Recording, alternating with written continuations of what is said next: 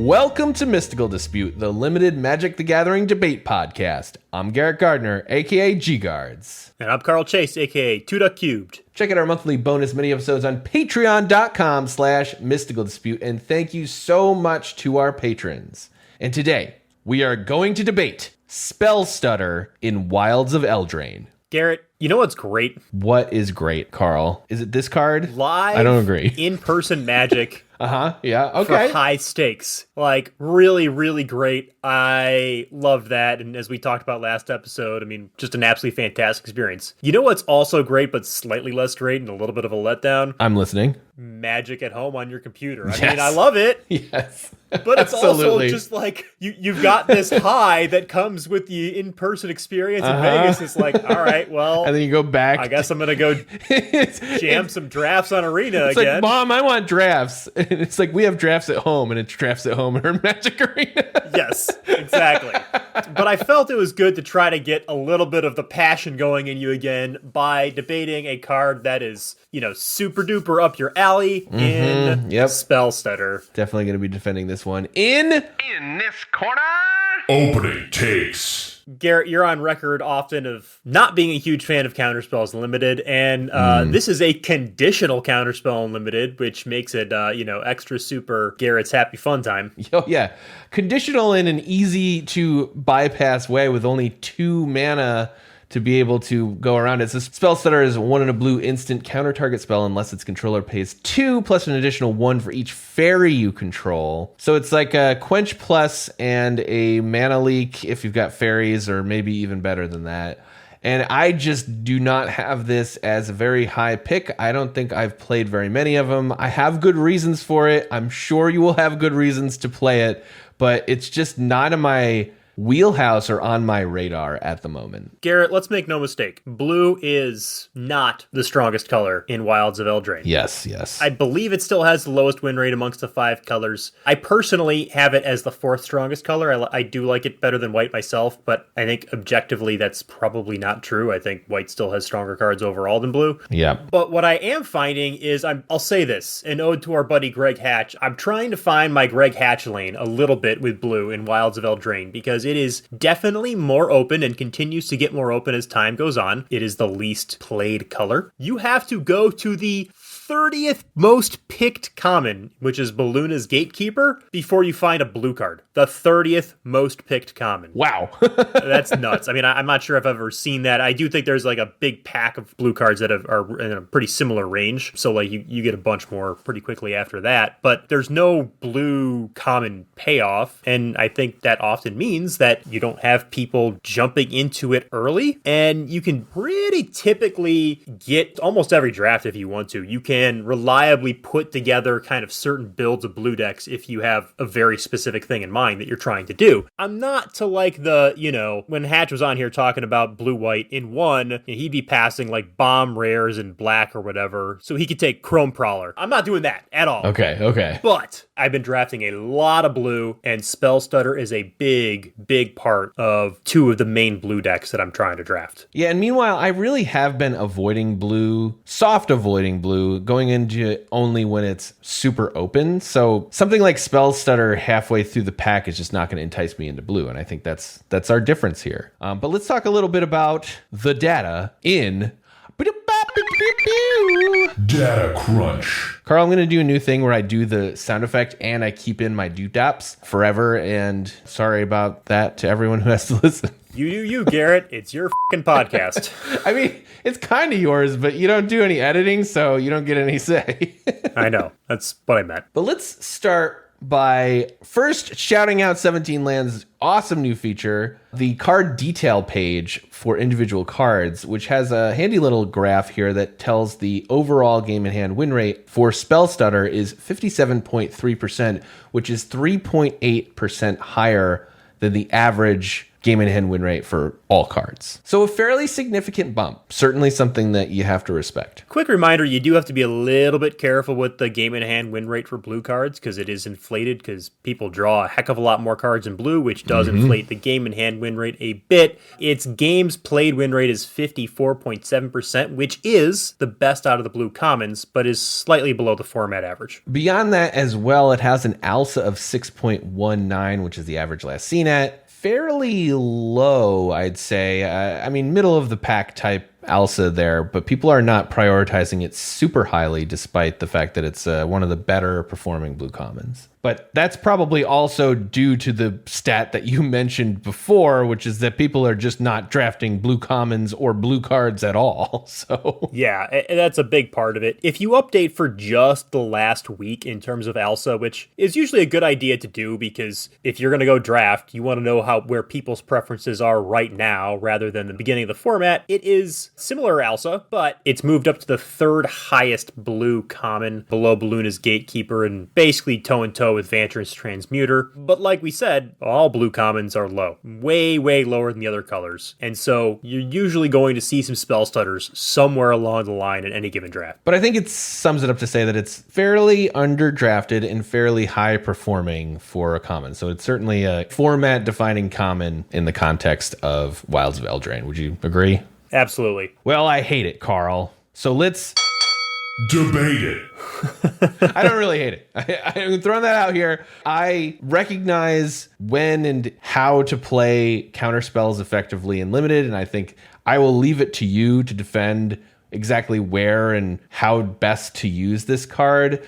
But my main and primary debate point here is that I agree that blue is a bit underpowered in the context of Wilds of Eldraine. So I very much want to go in it for a reason. And so far in my experience in the format, the main reason I want to go into blue is to pair it with white when both are severely underdrafted and you are getting extremely powerful uncommon level threats late in the pack, like pick 7, 8, 9, Charade, gold, tap, draw a card, or Threadbind Click, which is the adventure destroy a tapped creature, and it's just a 4-mana 3/3 flying. That card is fantastic. And the couple times that I have gone all in on blue-white tempo, it's because I'm getting this stuff really late, and the number one thing I don't want to do in those decks is play a reactive spell, because my whole game plan is to be proactive. So my 2-drop slot is as many creatures with lots of power like Armory Mice or Hopeful Vigil or something like that so that I can get on the board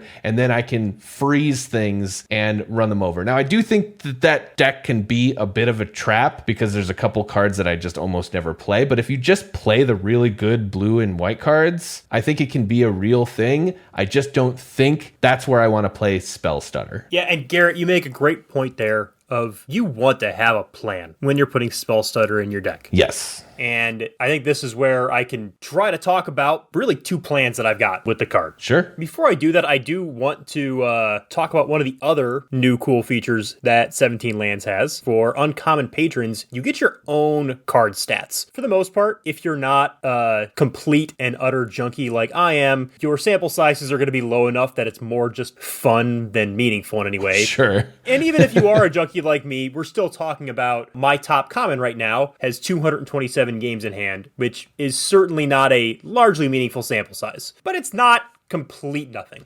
And my fun stat is, first of all, Spell Stutter is my number 1 most played card in the format so far. Oh, wow. At 227 games in hand. And I've got 15 total cards that have at least 100 total games in hand. And of those cards, it is number 2. Number 1 by an absolute mile is Torch the Tower, 72% game in hand win rate. But number 2 for me is Spell Stutter at 65.2%. I got it, Carl. You're the Spell Stutter expert. Let's hear it. Let's hear your whatever. Come on. Now, keep in mind, on the other hand, I've had some of my worst results that I've had in recent memory in this format overall. I'm probably playing blue too much.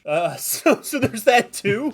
I'm trying to make it work. And there's really 2 decks that I'm looking to place Spell Stutter in. Number 1 is Blue-Red Control. Yep. And this is really a pure control deck at its absolute core. You are trying to control the early game with 1-for-1 trades, and then you're trying to draw way, way, way more cards cards than your opponent. And I don't mean like a few more cards. I mean way, way, way more cards. Because when your opponents have adventures, they can keep trying to throw value at you the entire game. So you want to like play 2 or 3 into the Fey Courts, or maybe 2 of them in a couple of quick studies over the course of the game, and continue to just trade 1 for 1. I mean, that is the game plan, largely speaking, in this deck. The controlling the early game part really is the hard part in this, because blue card draw is plentiful and you can get it crazy late. Quick Study has a 6.7 alpha, and Into the Fey Court a 6.3. Those are both quite low. You're going to run into those cards for the most part in every draft. And that Into the Fey Court, the draw 3, make a fairy, that card is very backbreaking when it gets resolved, against me at least so far. I haven't really found a place for it myself, but whenever I see it across the table, it's a big ground fest. You got to resolve it and survive, and that's pretty much the entire goal. If you resolve that and survive, you're going to win a lot of your games. Most of the games you lose are when you cast it and then die.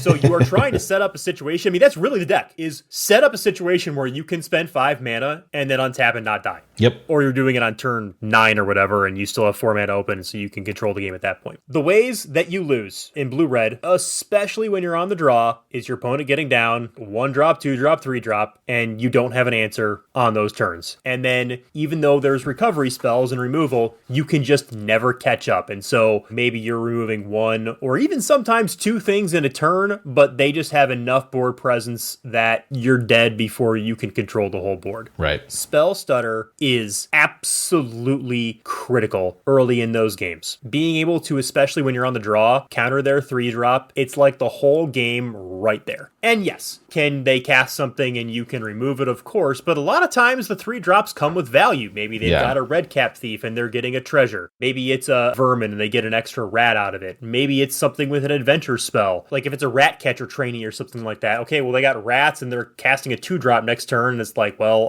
whether you counter the adventure or the main spell, it's gone. So that can go a very long way. It is also less bad than you think late in the game. You are not playing tons of fairies in this deck typically, but you often have like random fairy tokens late in the game from an Into the Fey Court, turning it into a mana leak or maybe a pay 4. And what I find out a lot of times is after you've cast Into the Fey Court, the main way for your opponent to get ahead of you is by double spelling in a turn after you've done that. So like, let's say you cast Into the Fey Court on 7, leaving 2 mana open. Yeah, they might be able to resolve 1 spell, but they're usually not able to resolve the second one, and then you can untap and clean up whatever they've done. I mean, I guess that's where I want to push back a little bit, is counterspells are supposed to be good in control decks, right? Because you're trying to control the board. You're not, like even if they hit the board, you get all this value from enter the battlefield effects these days. So you're trying to make sure that just doesn't happen. And maybe you're trading equal or a little bit less on mana, but you have card draw to sort of replace that, and you have inevitability later. And I guess, you point out like it's good at dealing with 2 spells the following turn, but Into the Fey Court, like drawing like 2 spell stutters is like a nightmare scenario for me, because like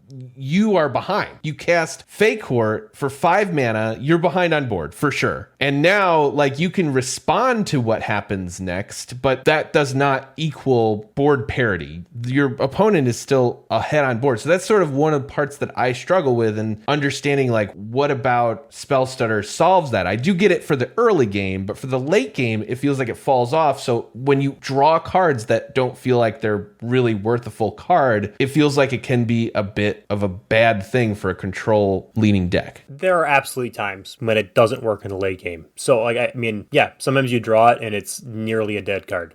But there's also other times where it's surprisingly good. And if you do have some amount of fairies, which I typically don't have a ton of, again, in the blue-red deck, but I usually have some there as well, going from 2 to 3 to 4 makes a big difference. And again, a lot of times what will happen is like, they'll have cards like Gingerbread Hunter. That's the 5 mana, 5/5 makes a food and has a 3 mana adventure to give -2/-2. Maybe they cast the -2/-2 first with their 8 mana open and then follow it up by playing the spell, and then you can just counter that spell. Right. And that is a massive difference. There's obviously smaller versions of that too. Like, again, maybe they cast the Adventure of Ratcatcher Trainee and then they play the 2/1 and like, yeah, that's not great value, but it's at least something. That's where you have to be careful. Like, you don't want to just leave it up. If you have Spell Stutter and they're going into their main phase and they have 8 mana, you're usually not trying to just like leave up Spell Stutter for that moment, because it might not do that much. match. You're trying to find the spots where you can create some sort of war back and forth with the mana, and then Spell Stutter's the last play. Right. And like there's a decent, like again, the presence of adventures means it's going to happen more often. And I also think there's like a spot where it comes up pretty handy is if you try to remove something, like maybe they play a creature and then you go to your turn, you can even like main phase removal. They might have a trick to respond to that. Then you cast your Spell Stutter when they're pinched on mana. So again, you're trying to find spots where you can get value out of it in the late game. There's other times too where I've cast literally 3 into the Fate Courts and I've maybe 2 1/1 fairy tokens left in like a 3/4 fairy that gives -4 so in play, and it's near close to a hard counter in those spots. So it just depends. And the first example you're talking about is the red-blue deck. So it makes sense to me there because of this spell. Like, it's a spell that fills in your yard, and there's a lot of things that pay off for that, but also just like casting a spell can untap your,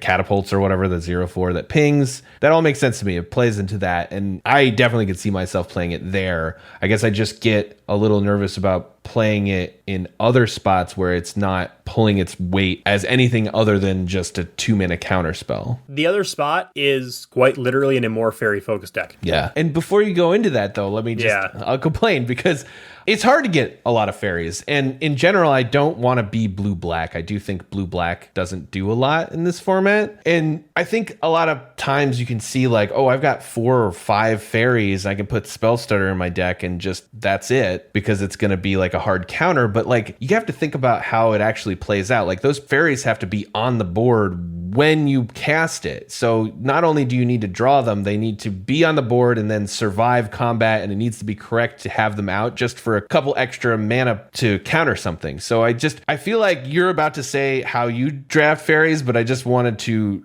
draw that I feel like because the card says fairies on it, it doesn't mean like, oh, it's great with just a couple fairies in your deck. No, and I tried some blue-black fairies early on and I kind of didn't get it to work. And I feel like I've recently started to get a better understanding of what I'm trying to do. And really, by the way, both blue control decks, let me go back. I know I'm switching pages. Let me go back briefly to blue-red before I continue. Okay. The 2 main cards that are my draws in a blue-red control are Torch the Tower and Hatching Plans. Hatching Plans by an absolute mile is like, this card is what I want to do in blue-red control. And honestly, almost Torch Tower is almost just as much because there is no other spell that helps you control the early game like Torch the Tower. Yeah. And having that card in like your opener, you just feel invincible compared to when you don't. You can fit 1 mana in anywhere. And that means that you can clean up and make your curve work of control with that card. And then Hatching Plans means you get to draw way earlier. And turn 4, casting Hatching Plans and then either playing Johann's Stopgap or Ice Out to counter whatever they do is a big game, and Hatching Plans is so much better in control than it is in a proactive deck, because if you can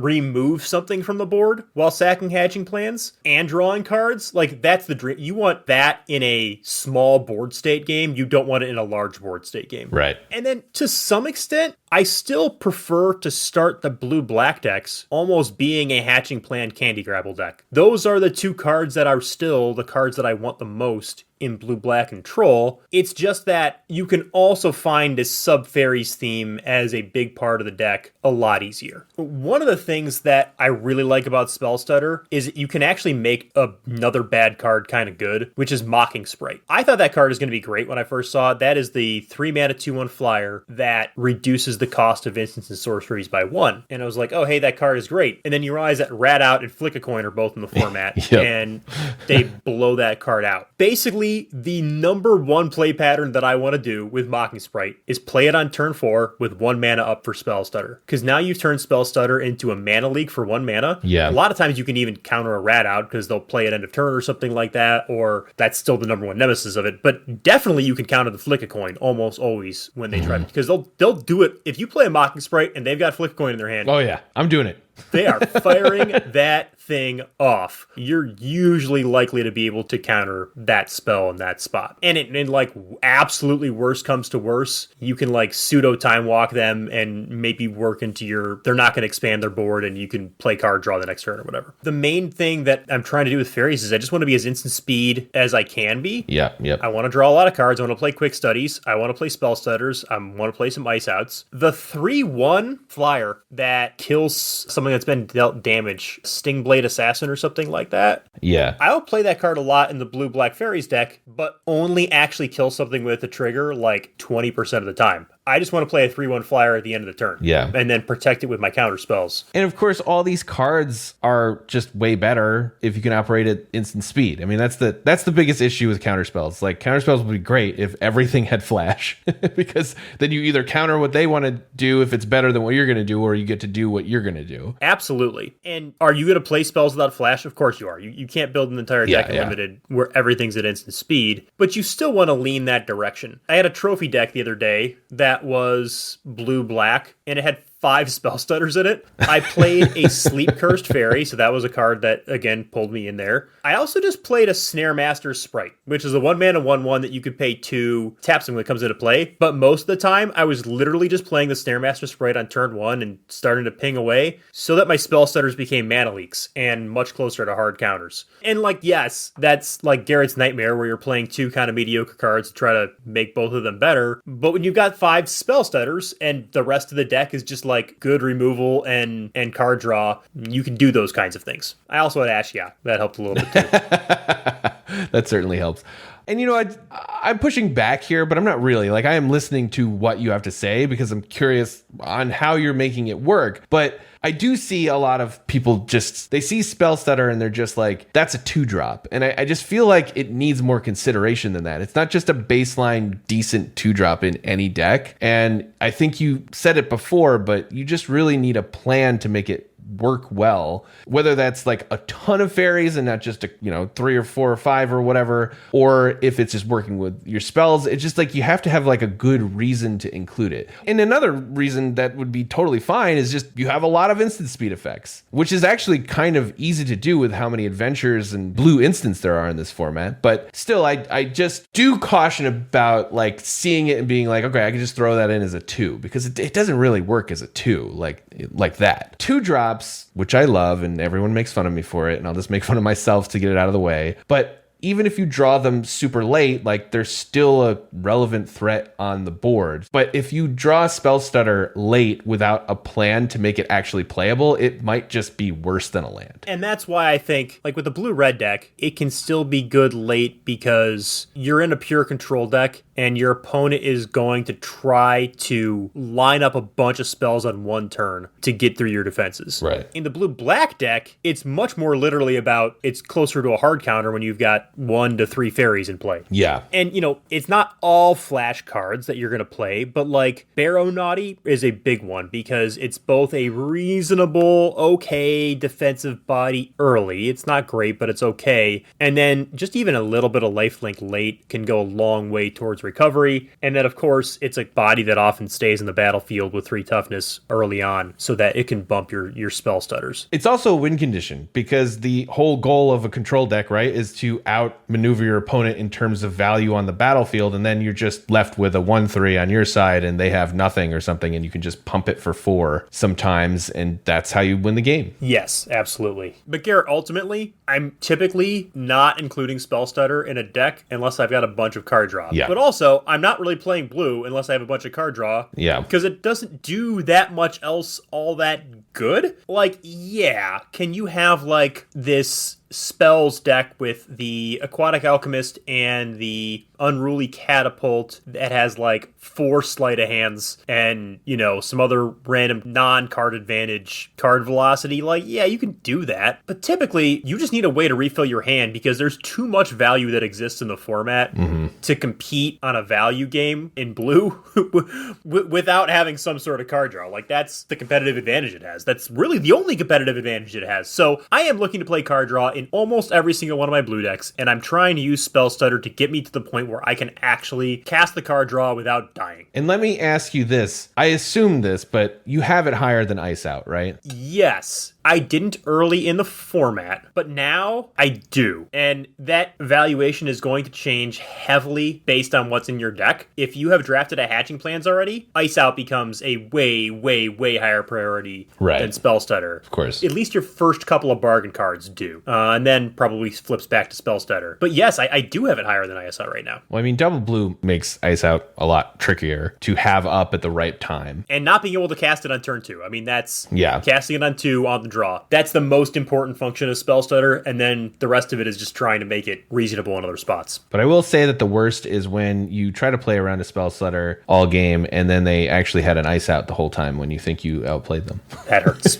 All right, let's go to closing arguments. So like I said, Carl, I am usually pretty reluctant to put counterspells in my deck, but I think you've made a good case for 2 places that you do want it. I would say in general that I think that I'm going to continue avoiding it in the white-blue decks, at least the style of white-blue decks that I've actually gone into, because there are a lot of really great tempo, tap-down, stun counter cards in those colors, and I don't think you want to be countering things. I think you actually want things to resolve so that you can tap them down. I also just in general think that just because it's the top performing blue common, it doesn't mean it's just like an auto include in your blue deck. Like I do think you need to have a reason for it. But as you said before, I think it just sort of naturally works with a lot of the best blue cards because what blue does in this format is draw lots of cards. And that's sort of what you want to do after you Spell Stutter some early play and get ahead and then close out the end game. So all makes sense to me, but I still think that I have some justified reluctance with this card. Garrett, I think your instincts are spot on too. And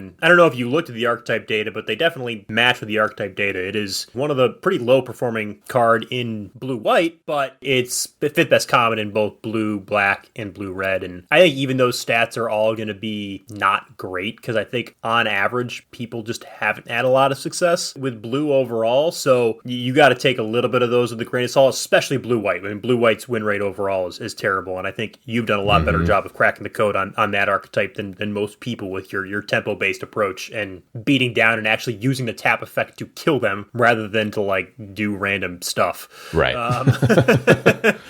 So we've talked about the deck plan. We've talked about a few ways to try to get the most value out of it. I do think that's honestly, even more than the way that you include it in your decks. I think if I could leave one thought in the listener's head on this one, you just have to be very, very intentional about the way you're going to use your Spell Stutter. The number one way to lose with this card is to hold it up at the wrong time. This is not an objectively powerful card. It's just not. Most of the blue cards are not objectively powerful cards. Yeah. You have to really think about game state and game flow and where are you going to make this card work best. If they're green and you know a Hamlet Guardian is coming, you probably want to try to work it so that you're countering that Hamlet Guardian or 5-drop or whatever, right? Because a card like Spell Stutter is better for bigger drops than it is for smaller cards. If you think there might be a big battle over one specific card, maybe they've got some sort of rare in play and some way to protect it, you want to set up a situation where the Spell Stutter can be the last card that's on the stack. And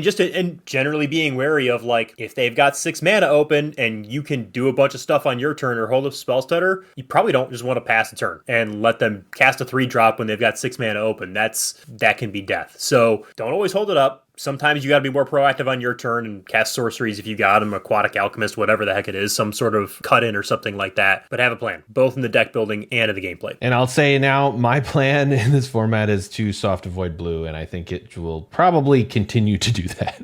I think that is totally 100% reasonable. Yeah. It's objectively the worst color, and if it's not your wheelhouse, honestly, if you're not passionate and excited about playing it, I don't think you're going to get the most out of playing a bad color. I think that's a big part of it. Jokes aside. Yeah, no, I totally agree. You have to lean into your strengths a little bit. It is better to get out of your comfort zone, but maybe choose a format where blue is actually good if that's not really your style of play that you like, Yes. But I guess that is where I'm going with this is blue is my style of play when it is tempo based, when it is, tap creatures, get flyers, get value on the board and kill them quickly. And I do think that exists in this format. It just needs to be wide open. And I think that is essentially, to bring it all around, that's why I don't like Spell Stutter, because it doesn't work with that specific plan. I agree. And because of that, don't do it. Yeah. I mean, you saw...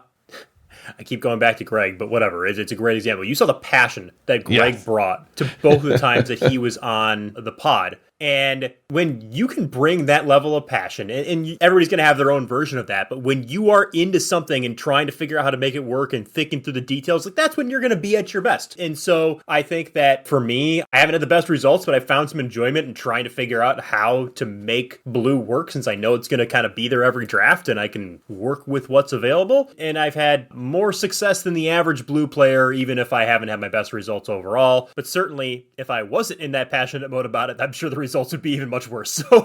So anyway, I guess Carl's trying to say that I have no passion. That about wraps it up. So thanks for listening to Mystical Dispute. You can support the show that I am very passionate about at patreon.com/mystical dispute. I'm Garrett Gardner. You can find me passionately streaming at twitch.tv/gguards on Mondays and Thursdays. If you ever passionately cast a spell stutter, please send out one of those emergency signals that go to all cell phones in the world so that I know that it's happening right then. I'm Carl Chase. You can find me on Twitter at 2duckcubed. Shout out to 17 Lands for the passionate data. You can passionately support them on Patreon as well. Until next time, stay passionate. Adios. That's the best you could do. Oh my god. I could come up with something in the moment. I'm sorry. Embarrassing. Recording. Yeah. Every time, 102 times. It's incredible how often you can come up with some new bullshit to yell into my ear when we start recording. I always say recording like some weirdo, and you're like, every time it's some new sound that you've invented comes out of your mouth. I'm getting a little nervous. I feel like at some point I'm going to accidentally repeat myself. Yeah. And I don't want to do that. Yeah, don't worry. I'm keeping track. I have a whole audio library of all the dumb bullshit you say all the time. the moment, Carl, the moment that you repeat yourself, this is all over. Honestly, if you catch me and call me out on it, it's going to be funny. So yeah, it's totally worth it. I'm not kidding.